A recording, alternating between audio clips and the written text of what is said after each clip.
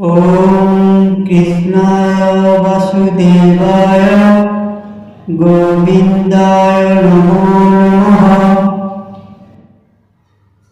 ভগবদ্গীতা অধ্যায় 2 সাংখ্যযোগ।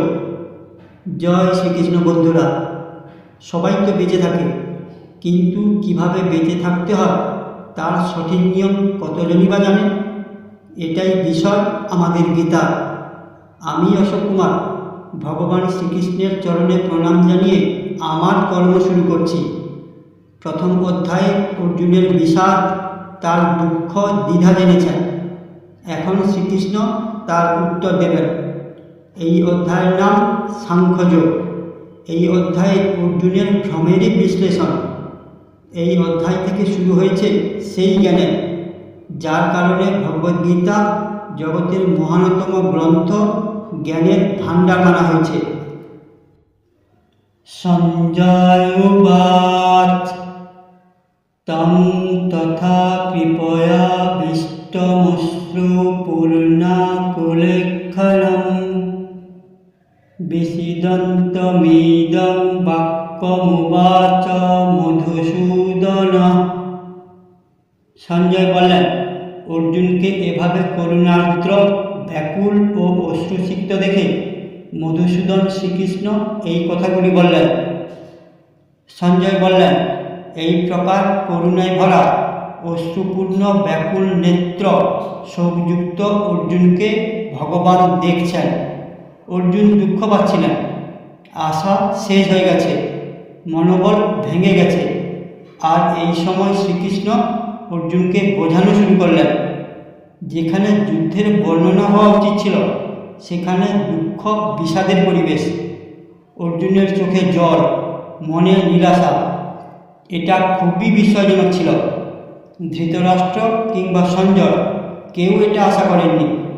অর্জুনের দুঃখ দেখে শ্রীকৃষ্ণ উত্তর দেবার জন্য প্রস্তুত হলেন। বন্ধুরা, এটাই গীতা। অর্জুন আর আমাদের শঙ্কা, ভগবান শ্রীকৃষ্ণের জ্ঞান। শ্রী ভগবানুবাচ কুতস্তা কস্মলমিদং বিষমে সম্পস্থিতং অনার্য দুষ্টম সর্গম কীর্তি করমর্জুন। পরমেশ্বর ভগবান বললেন, হে অর্জুন, এই ঘোর সংকটকালে অনার্যের মতো এই সমস্ত কলুষতা কিভাবে তোমার মধ্যে এলো? জীবনের মূল্যবোধ সম্বন্ধে জ্ঞাত মানুষের পক্ষে এ সমস্ত একদমই শোভনীয় নয়। তা তোমাকে ঊর্ধ্বলোকে উন্নীত করবে না, পক্ষান্তরে অপযশ প্রদান করবে। ভগবান বললেন, হে অর্জুন, এই সময় কোন কারণে তুমি মোহপ্রাপ্ত হয়েছ? কারণ এটা কেবল শ্রেষ্ঠ পুরুষের আচরণ নয়। না স্বর্গলাভ সম্ভব, না কীর্তিলাভ। যুদ্ধের সময় এমন শঙ্কা, এটা তো এমন শঙ্কার সময় নয়। বন্ধুরা, যুদ্ধের সময় শত্রুর প্রতি নিজের এমন মোহ অর্জুনের মতো যোদ্ধার পক্ষে কি করে সম্ভব? নিজের কর্মের সময় মোহ কিংবা অন্য কোনো কারণে যদি শঙ্কিত হই, হতাশ হয়ে পড়ি, এটা ঠিক নয়। এতে কখনো কোনো লাভ হয় না। ক্রোধং মাস্মগমঃ পার্থ নৈতত্ত্বয়ুপপদ্যতে ক্ষুদ্রং হৃদয় দৌর্বল্যং তপ্ততিষ্ঠ পরন্তপ। কৃষ্ণ বোঝানোর চেষ্টা করছেন, হে অর্জুন, নপুংসকের মতো আচরণ করো না। যদি তুমি যুদ্ধ করতে এসেছ, তাহলে যুদ্ধ করো। এমনভাবে ভয় পেও না। তোমার মতো ধনুর্ধারীর পক্ষে এটা ঠিক নয়। ঠিক নয় এমন মনের দুর্বলতা প্রকাশ করা। বন্ধুরা, শ্রীকৃষ্ণ এখানে নপুংসকতা অর্থ শক্তিহীন, দুর্বল হয়ে যাওয়া, যুদ্ধ থেকে বিরত থাকার ভাবনাকেই বোঝাতে চেয়েছেন। কিন্তু ধর্ম অনুসারে কর্ম তো প্রত্যেকের করা উচিত। নিজেকে দুর্বল ভেবে ছেড়ে দেওয়া কখনো ঠিক নয়। খারাপ সময়ে আমরা যখন শঙ্কিত হই, আমাদের এটা মনে রাখা উচিত, মনের দুর্বলতা ত্যাগ করে সেই কর্মের কথা ভাবা উচিত যে কর্ম আমরা করতে এসেছি। অর্জুন উবাচ কথং ভীষ্মহং সংখ্যে দ্রোণং চ মধুসূদন ইষুভিঃ প্রতিযোৎসামি পূজার্হা বরিসূদন। অর্জুন নিজের শঙ্কার বিষয় বললেন, হে মধুসূদন, রণভূমিতে পিতামহ ভীষ্ম দ্রোণাচার্যের বিরুদ্ধে কিভাবে লড়াই করব, যাদের থেকে আমি সব কিছু শিখেছি, যারা আমার পূজনীয়, তাদের উপর আমি কিভাবে বাণ চালাতে পারি? বন্ধুরা, এখানে অর্জুন বলতে চেয়েছেন তার সংশয়। অর্জুন যাদের পুজো করে বড় হয়েছেন, নিজের পিতামহ, নিজের গুরুর উপর কিভাবে বাণ চালাতে পারে? কিন্তু যুদ্ধের তো নিয়ম এটাই, বাণ শত্রু কিংবা মিত্রতে ভেদাভেদ করে না, যখন চলে প্রাণ নেওয়ার লক্ষ্যে স্থির। যেটা করতে অর্জুন এখন অসফল হচ্ছেন। গুরুণ হত্যা হি মহানুভবান শ্রেয়ো ভোক্তুং ভৈক্ষম পিহ লোকে হত্যার্থ কামাংস্তু গুরু নিহৈব ভুঞ্জীয় ভোগান রুধির প্রদিগ্ধান। অর্জুনের দ্বিধা ভুল মনে হয় না যখন অর্জুন বলেন, এমন মহানুভব গুরুজনদের হত্যা না করে আমি ইহলোকে ভিক্ষার অন্যকে অধিক কল্যাণকারী মনে করি।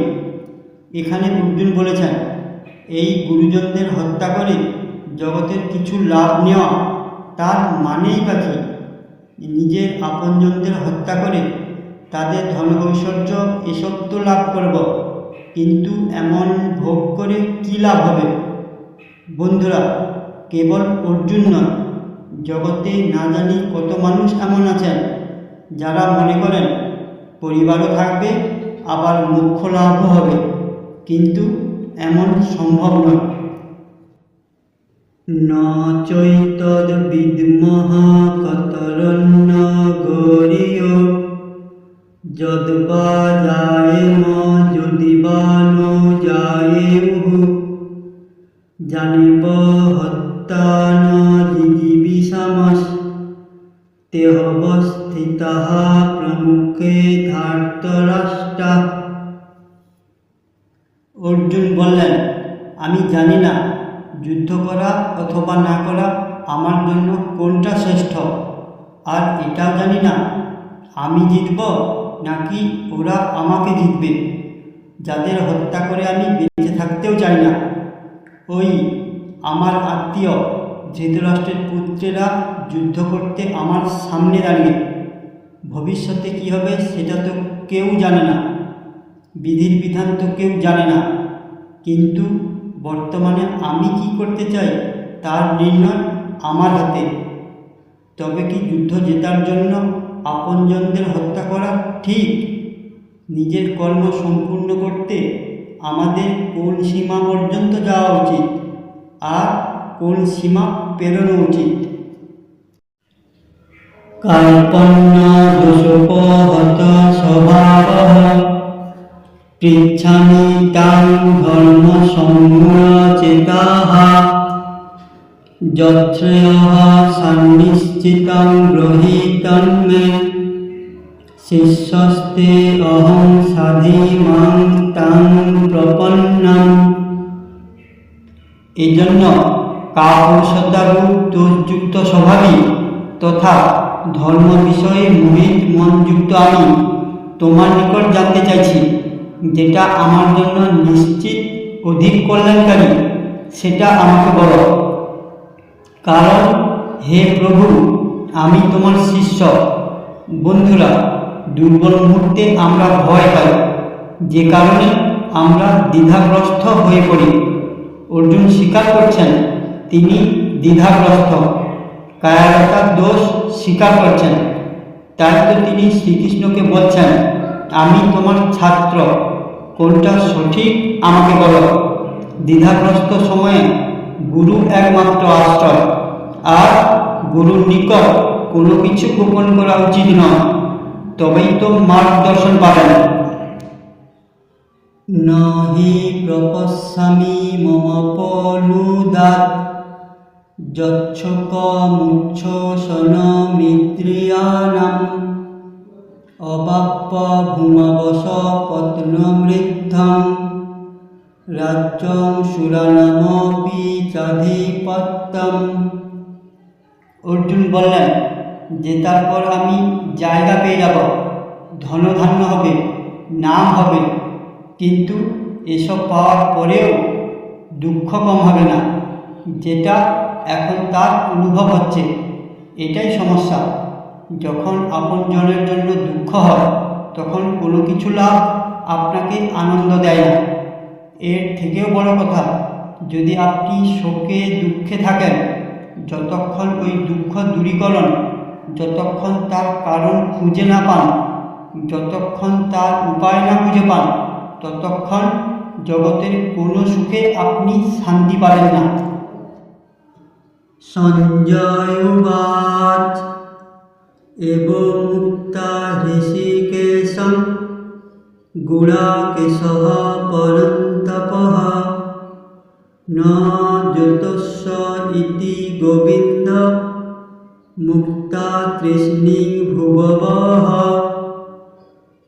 সঞ্জয় ধৃতরাষ্ট্রকে বললেন, হে রাজন, নিদ্রা বিজয়ী অর্জুন অন্তর্যামী কৃষ্ণকে পুনরায় বলছেন, আমি যুদ্ধ করব না। বন্ধুরা, নিদ্রা আমাদের স্বাভাবিক নিয়মে প্রয়োজন।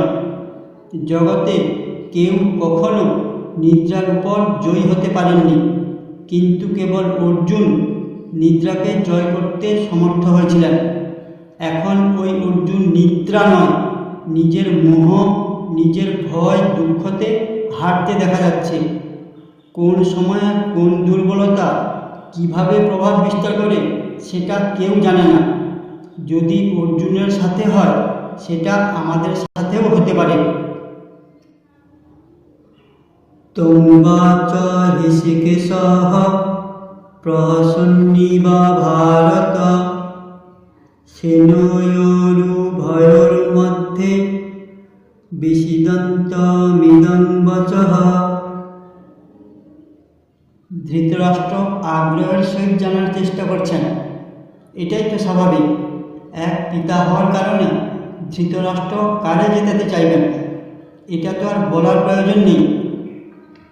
তিনি যুদ্ধে অংশ নিতে পারছেন না, কিন্তু যুদ্ধের প্রতিটি বিষয় জানতে চাইছেন।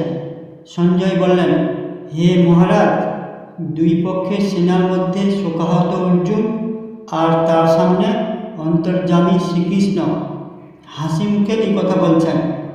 একদিকে শোকে দুর্বল অর্জুন আর অপরদিকে ত্রিকালদর্শী শ্রীকৃষ্ণ। বন্ধুরা, হয়তো এই কারণে শ্রীকৃষ্ণকে ছলনাময়ীও বলা হয়, নয়তো শোকার্তের সামনে কে বা এভাবে হাসতে পারেন? কেবল শ্রীকৃষ্ণ পারেন, কারণ শ্রীকৃষ্ণ সব কিছু জানেন, যেটা আর কেউ জানেন না।